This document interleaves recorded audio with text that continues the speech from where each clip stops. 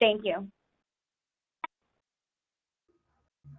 So this afternoon, we're introducing the new Critical Care Protection Plan. This was formerly known as the Critical Care and Recovery Plan, which was available in New Hampshire.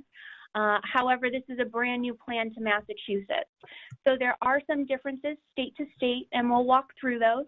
But essentially, this program was put in place to really boost and increase the benefit amount and provide a more competitive offering to either an existing account or a new account through the various options that are available to create a little bit more flexibility and affordability within the plan structure. So this is really meant to just be a general overview for this new Critical Care Protection Plan. And today what I want to do is essentially provide you with some key highlights, take a look at the overview of the plan, but then dig a little bit deeper and take a look at how it's designed. What are those plan options? We'll take a look at some things that you should know, also a few administrative pieces, and then additional educational resources that you have available to you. So let's first take a look at some of the key highlights available in the plan. With regard to options of coverage, previously they were called levels, and this has since been changed. So now they're calling them options. In New Hampshire, they're going to have 3 options available to them, all 1 through 3. In Massachusetts, there will be 2 options available, options 1 and options 3. Okay. With regard to benefit coverage, in New Hampshire, the first occurrence benefit is going to be $8,000. This is an increase from the previous plan, which offered $5,000. And in Massachusetts, that first occurrence benefit will be $8,500. For both dependents, or I should say for dependents in both states, there will be a $10K benefit. That remains true for both states. In addition to that, there are some enhanced existing benefits that were on the previous plan.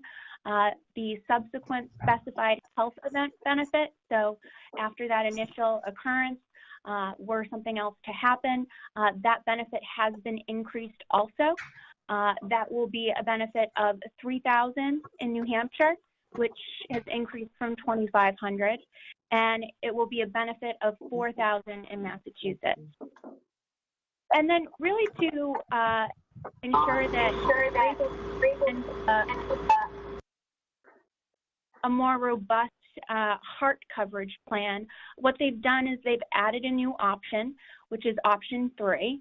And what this does is it provides additional coverage for heart surgeries, things such as heart valve surgery, coronary stent implantation, pacemaker placement, things like cardiac catheterization, and a whole slew of other things as well. So let's dig a little bit deeper and see what these plans actually look like. So we're going to take a look at what specified events are actually covered by critical care protection. So in Massachusetts, those critical or specified events are going to be heart attack, stroke, coronary artery bypass graft, or otherwise known as coronary bypass surgery, sudden cardiac arrest, third-degree burns, coma, paralysis, major human organ transplant, and end-stage renal failure. In New Hampshire, those specified events will be heart attack, stroke, sudden cardiac arrest, major human organ transplant, and end-stage renal failure. So you'll notice that there were a few health events that are no longer going to be offered on this particular plan for New Hampshire, things like coma, third-degree burns, paralysis, etc. So just things to take note of as we're looking at the differences between both states. So let's take a look at option 1. So option 1, as we mentioned, there is a first occurrence benefit. That's going to provide $8,500 for Massachusetts plans, and it will be a $1,000 benefit for New Hampshire plans. Again, $10,000 for dependent children in both states. Then in addition to that, there is that subsequent specified health event benefit in Massachusetts. That's a $4,000 benefit, and in New Hampshire, $3,000. Moving forward from there, if there's any continued care needed, such as, and these are those that would be covered on this plan, rehabilitation, physical therapy, speech therapy, occupational therapy, respiratory therapy, or even dietary therapy are covered. Home health care, dialysis, hospice, extended care, physician's visits, and home nursing care. That will extend a $125 benefit in New Hampshire or for New Hampshire plans up to 75 days. In Massachusetts or for Massachusetts plans, that will provide a $150 benefit per day up to 100 days. Moving on from there, there are a few additional pieces, and some have discrepancies state to state. So in Massachusetts, and this is Massachusetts only, they're providing a coronary angioplasty benefit for $1,000. And in New Hampshire has some additional heart surgery benefits, things like specified heart surgery benefit and a subsequent specified heart surgery benefit that are actually available on all three plans. That's not the case for Massachusetts. Those additional benefits only exist in option 3 for Mass. We also have some riders that are available. So there is a building benefit rider that will allow for an additional amount to be added to that first occurrence benefit on an annual basis if they have not had an occurrence take place. In Massachusetts, that's going to provide a $550 benefit, and that's on top of, or I should say, it will increase their first occurrence benefit by $550 a year. In New Hampshire, it's going to increase it by $500 a year. The other rider that can be added is the specified health recovery rider, and this would come into play if someone was recovering from a specified event and they were unable to complete their normal duties. The benefit will actually go ahead in Massachusetts, provide $550 a month, and in New Hampshire, $500 a month. So you'll notice the amount is the same. The difference between the riders is that the building benefit is on an annual basis and the recovery rider is paid out on a monthly basis. Makes it a little bit easier to remember state by state. And then there are still continued benefits for ambulance rides, transportation, lodging, confinement, and a number of other pieces as well. So that's option 1. Let's take a look at option 2. Option 2 is actually just going to build off of option 1. So it's actually the same as option 1. The only difference is that it includes intensive care benefits. Now keep in mind that option 2 is only available in New Hampshire. It is not available in Massachusetts, right? So those benefits include if someone is in an intensive care unit between 1 and 7 days, they'll receive a $900 benefit per day. This is an increase from what it was previously. In addition to that, 8 to 15 days, $1,400 per day, or 16 to 31, $500 per day. There is a step-down intensive care unit confinement, and if they were there for 1 to 15 days, it would provide a $500 per day benefit. And lastly, there is a progressive benefit for the intensive care unit step-down. There's actually an indemnity accrual of $2 per month. This has not changed from the previous plan. It's just still included in this plan. Now, just as option 2 here is the same as option 1 with just some additional benefits, that's the same as option 3. So option 3 is exactly the same as option 2, only it has some additional specified heart surgery benefits. So let's take a look at those. In New Hampshire, that specified heart surgery benefit will be $3,000. In Massachusetts, complications of the heart surgery benefit will be $3,000 as well.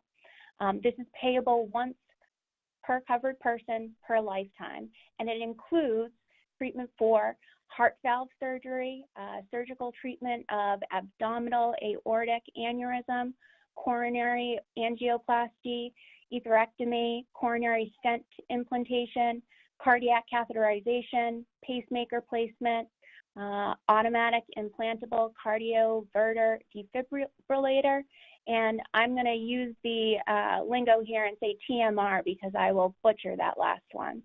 But all of these are included in that specified health surgery benefit. In addition to that, if there is a subsequent specified heart situation, there is a surgery benefit of $1,000 for that subsequent use. Now, if we take a look at things that we should be aware of when it comes to this plan, one, the previous plan that was offered in New Hampshire will be removed. It's my understanding that it will not be available as of April 9th, so please do keep that in mind. In addition to that, if someone were to have any other critical illness coverage, they would not be able to get this plan. Now, when I say that, if they had, for example, lump sum critical illness, they wouldn't be eligible for this critical care protection as well. However, you can offer both in the same account, just someone cannot participate in both programs. So it is something that you can make available, and for those that have been utilizing lump sum critical illness, there is a participation minimum on that plan. There is no participation minimum on this particular plan. However, it is not guaranteed issue. So depending on the situation, you may want to go one way or the other. Also, too, this is something that can be offered on a pre-tax basis, and that would just be with a Section 125 plan in place.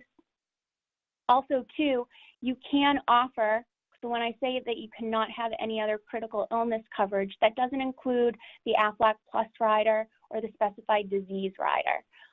Those can be offered alongside this particular plan. Do keep in mind that there is a pre-existing conditions limitation. There's a 6-month look back and a 6-month look forward. So anything they were treated for or diagnosed within the last 6 months, we would not be able to successfully file a claim in the first 6 months of the policy. After the first 6 months of the policy has been in effect, then that would be eligible for a benefit. In addition, this is not HSA compatible. So in a situation where you do need an HSA compatible plan, you can use the lump sum critical illness instead.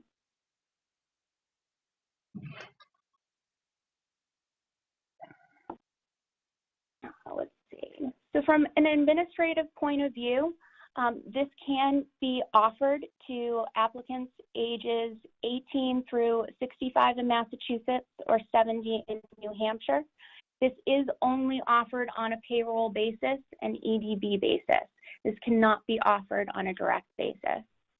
As I mentioned previously, it can be pre-tax, and it's actually also available to the field force. So this is something that you do have access to through the agent account. Talked about other AFLAC coverage. Do know that the brochures are available. I know we mentioned that in the email that went out. I have listed them here for your reference just to make it easier. I will say, though, if you don't happen to have the form number in front of you and you're trying to pull this form, the easiest way to search it is to go into web ordering and specify, critical care protection, the state, and then you want to select specified disease in order to pull this. Otherwise, it can be very difficult to find. They have also created some tip sheets So you can take a look at those. Do know that the tip sheets, though, aren't always state specific, so just keep that in mind as you're looking at them. And then, of course, there are form number charts available online, and there's also a product video, too. They do also have an e-learning course, so if any of you are interested in learning some additional information on this or just trying to get a refresher, that course code number is PR040.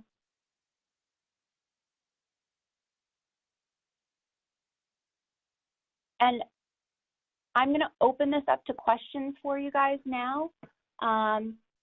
Jen, I know you're managing the questions piece over there. I know this morning we had a number of questions, so want to open it up and make sure we have enough time for that.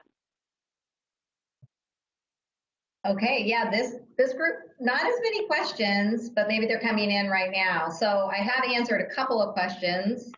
Let me cover what I've already.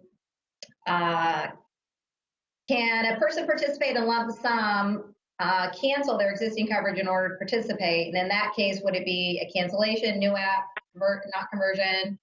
And the answer is they would have to cancel. They can't have this plan and a lump sum. It would be a conversion, and it would pre-existing would apply to the new plan because it's a like product.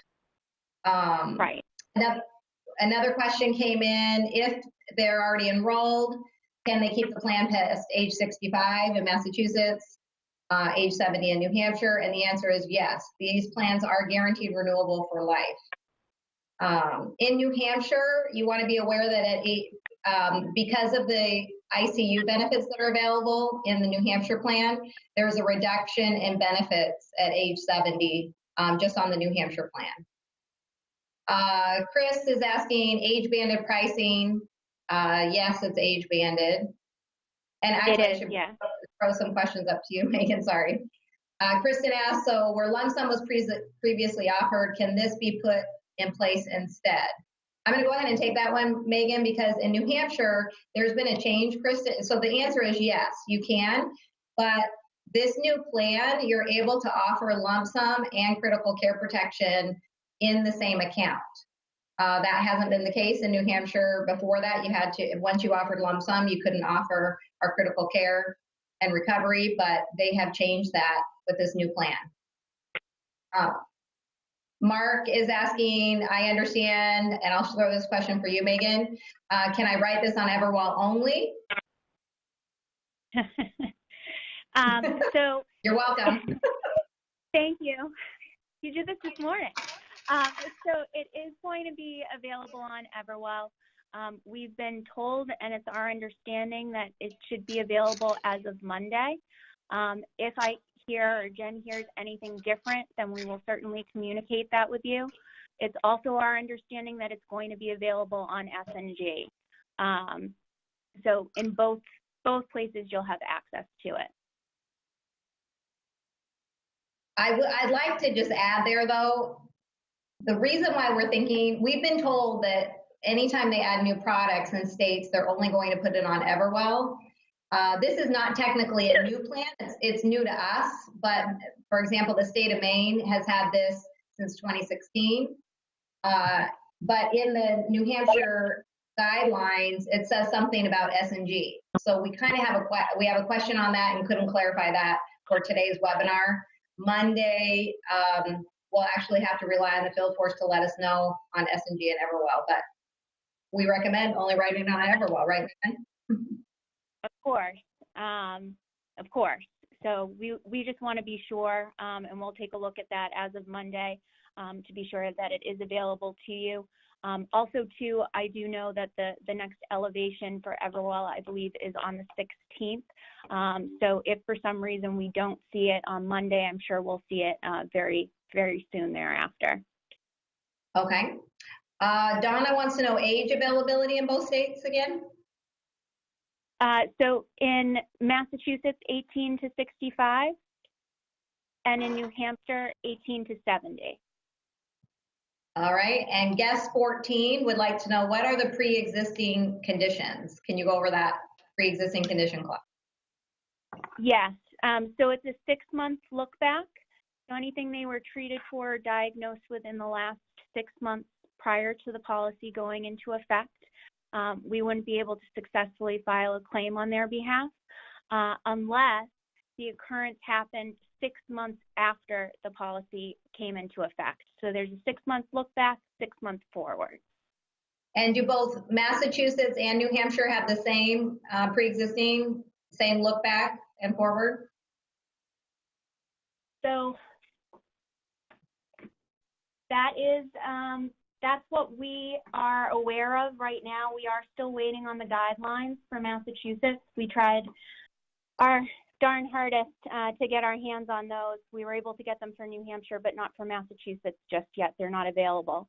But our understanding right now is that, yes, it's the same look back, but I will confirm that with you if we see any changes there. All right. And when can we start selling the new product? So it launches on Monday. So again, that's where, you know, it should be available for you to actually sell as of Monday. We just want to confirm availability, especially on Everwell. So those are all our questions, but one question that I thought was a good one that came up this morning that I'll post to you, Megan, is do you have to have one of the specified events, you know, that you listed at the very beginning in order to be able to get the heart surgery benefit? In other words, does it have to be after one of those specified health events, or can I put in a pacemaker without having a heart attack? So, you know, as an example. You can put in a pacemaker without having a heart attack. So it is not dependent on having one of those specified events occur. Great. So great. A clarifying question on the pre-existing. Do we know any examples of a pre-existing condition that will prevent participation? It won't. Here's the thing, a pre-existing condition, there are medical underwriting questions that will prevent participation, right? Getting that. So a pre-existing condition won't prevent participation unless, I guess I'm assuming what you mean by participation, getting coverage, but getting a claim paid in those first 6 months so if you were being treated for any kind of, you know, most of this plan, even though it covers other things other than heart, but those are kind of the big ones, you know, heart attack, stroke, those kinds of things. So if you're getting treated for any kind of heart condition right now or taking medication for it, that would be considered a pre-existing condition. That might not exclude you from actually getting coverage, but let's say you had a heart attack in the first 6 months, that would prevent you from being able to get a claim paid. So I don't know who guest 14 is, but chat in again if that doesn't answer your question. Mark Schaefer wanted to know, ICU benefit, does that cover injury and sickness? I have not seen anything that segregates between the two, so I would say at this point, yes. Yes, and Mark is asking that in our older ICU plans, Megan, we paid a different dollar amount if you were in ICU due to an injury versus a sickness. So I think that's where that question is coming from. Okay. Mark Schaefer's been with us a long time. Good golfer too. Yeah, no, they haven't you know, shown any differences in pricing based on that, and there's no language in any of the information that would lead me to believe that would be the case. All right, good catch, Chris Beazle, with option 3 being, quote, complications to in Massachusetts. Does that mean if they have a heart surgery without complications, there's no claim? Do you want me to take that one? Go for it. Okay, so here's the thing, Chris. If you compare the outline of coverage, which you guys can get the brochures right now on web ordering, they've been available since last Monday. If you compare how they define the heart surgery benefit in New Hampshire, where it doesn't have complications to heart surgery, and Massachusetts does, it's the exact same wording. So the way I'm guessing the reason why they have complications is because the Massachusetts Department of Insurance required that wording. But if you look at the outline of coverage, it doesn't explain what a complication is. You know what? I will follow up on that. But the way I read it right now is it's just a wording. I've worked with enough things over the years, knowing that there's a wording there. There's also another wording in New Hampshire. It says severe stroke for one of the specified events, and it just says stroke in Massachusetts. But again, if you look at the outline of coverage, it's the exact same definition. So if you'd like, Chris, if you feel better, we could follow through with product development just to make sure there's nothing we're missing. But that's how we understand it, reading the outline of coverage.